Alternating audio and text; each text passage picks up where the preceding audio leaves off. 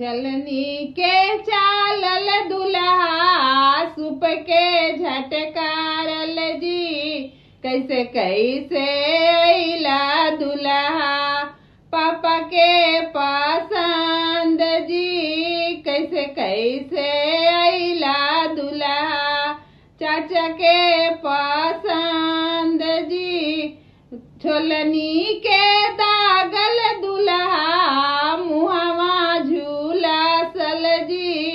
कैसे कैसे अइला दुल्हा भैया के पसंद जी। कैसे कैसे अइला दुल्हा भैया के पसंद जी।